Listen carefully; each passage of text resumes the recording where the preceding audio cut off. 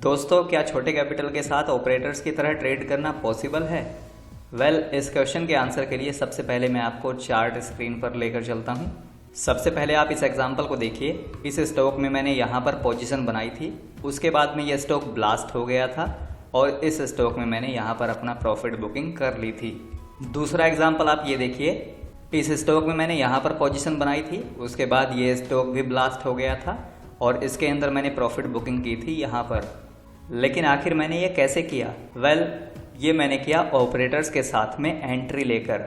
Because हम छोटे capital के साथ किसी स्टॉक को ऊपर या नीचे लेकर नहीं जा सकते, बट ऑपरेटर्स की तरह सही टाइम पर एंट्री लेकर पैसा बना सकते हैं। अब मेन सवाल ये है कि आखिर ऑपरेटर्स के साथ एंट्री कैसे लें, तो इसको हम आज के इस वीडियो में डिटेल में जानेंगे।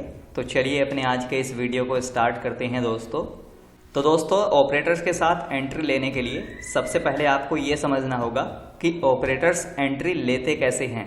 तो आपको बता दूं कि ऑपरेटर्स सिंगल ऑर्डर में किसी स्टॉक को बाय नहीं करते। किसी स्टॉक को एक बार में बाय नहीं करते, क्योंकि अगर वो ऐसा करेंगे तो स्टॉक में एकदम से सर्किट लग जाएगा और सेलर्स अपना माल सेल करना बंद कर देंगे, जिस वजह से ऑपरेटर्स फुल माल बाय नहीं कर पाएंगे। ऑपरेटर्स करते क्या हैं कि किसी स्टॉक में बड़ा ऑर्डर प्लेस करते हैं, जिस वजह से स्टॉक में जंप आता है और वॉल्यूम में भी जंप आता है। फिर इस जंप के आने की वजह से रिटेलर्स अपना प्रॉफिट बुक करना स्टार्ट कर देते हैं, जिस वजह से स्टॉक लो वॉल्यूम के साथ में नीचे आने लगता है। ऑपरेटर्स वापस बड़ी बाइंग करते हैं, जिस वजह से स्टॉक में वापस जंप आता है और वॉल्यूम में भी वापस जंप देखने के लिए मिलता है। रिटेलर्स स्टॉक के अंदर वापस प्रॉफिट बुक करते हैं, जिस वजह से स्टॉक लो वॉल्यूम के साथ में वापस नीचे आता है और ये सिलसिला तब तक चलता रहता है जब तक ऑपरेटर्स अपनी बाइंग को कंप्लीट नहीं कर लेते। और हर बार गिरावट पिछली गिरावट के कंपैरिजन में कम होती है और एंड में वॉलेटिलिटी ना के बराबर रह जाती है।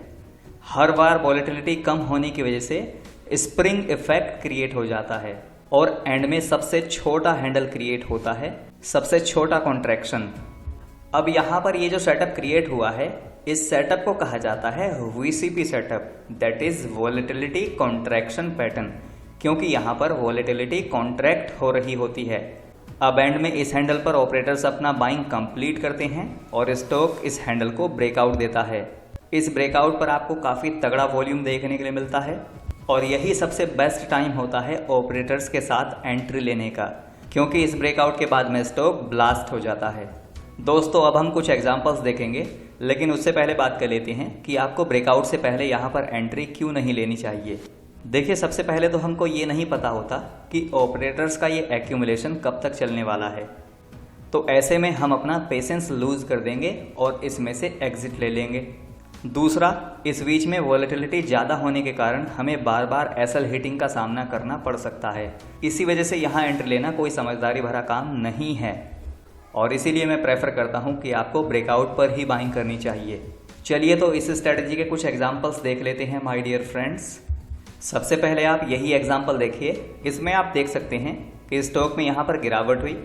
गिरावट के बाद में हमें वॉल्यूम के साथ में मोमेंटम देखने के लिए मिला। मोमेंटम के बाद में वापस प्रॉफिट बुकिंग आई, लो वॉल्यूम के साथ में वापस मोमेंटम आया और वापस स्टॉक में जंप आया और एंड में यहाँ पर एक स्मॉल हैंडल क्रिएट हो गया, जिसका वॉल्यूम के साथ में ब्रेकआउट हुआ और ये स्टॉक यहाँ से ब्लास्ट हो गया।